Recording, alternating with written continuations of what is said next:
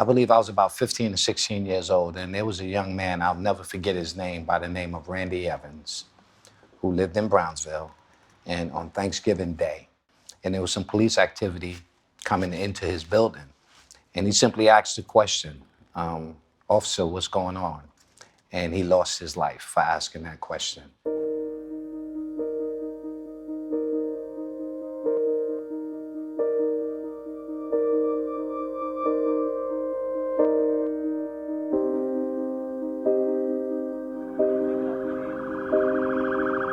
Please don't tell me he's gone.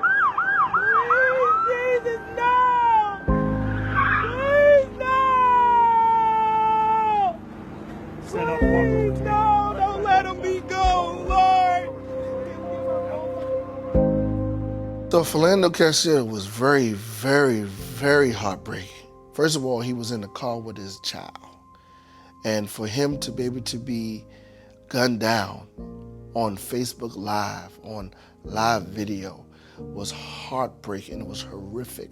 It tore the pulse in my body, in the depths of my soul. You know, it's very interesting. I always make it a point that, particularly when there's a highly visible incident in the news or in social media, that even if clients are not coming in and talking about it, that I check in, you know. So like, how much time have you been spending on social media, the news, you know, what have you internalized or taken in? What outlets are you checking into, just to see where they are with it? I think oftentimes what comes up is, you know, depending on who it is, there's a tends to be a saturation. You know, it's hard sometimes to turn it off. As soon as something goes viral, you know, my girl chat blows up and everybody's asking if you saw this video, and now you're like, which video? The challenge is a challenge for all of us in that when we're getting information in real time and it's at our disposal and our ability to watch it over and over again, is knowing when to turn it off, you know, and how much we can consume. So is there a story that's come out that you and your friends have talked about? No, I don't think so. We try to talk about lighthearted things, not things like this, so that, you know, everyone feels safe. We don't have to worry about these kind of things. Understanding that, you know, you're not, you know, sort of like ignoring the importance of what's happening. You're not leaving or, you know, jumping ship in terms of like being supportive of the community by not watching it. That actually what you're doing is taking care of yourself. You're taking care of your well-being. It's just heartbreaking sometimes when you hear stories of that nature, of someone that never had police connection, never had police involvement, never was stopped by the police, but the first encounter is death. That's very disheartening. There's so many different scenarios, but it's all has had the same outcome, you know? They tell you reach for license, you reach for license, you get shot. They tell you not to reach for license, you don't reach for license, you get shot. They tell you, you know, put your hand on the floor, you go to put your hand on the, you get shot. They're all in different states. However, they seem to be so familiar. What occurred in Texas, what has occurred with Eric Garner in Staten Island, what occurred in Minnesota with Philando Castile. And the fact that we're talking about them every 2 to 3 months is problematic. When we see different things on like social media, we always speak about it. But also when I speak to you, you bring back the context to like the past and how you have seen it before. Actually, it just brings everything back to the surface. It kind of starts the conversation all over again from ground zero. Current events helps to initiate the conversation and reinforce the fact that we have to constantly have this conversation. I'd like you to provide your ID because I've asked for it. I haven't committed a crime, and you know this. I am not going to provide you with my ID. What makes you feel empowered when you deal with all of this?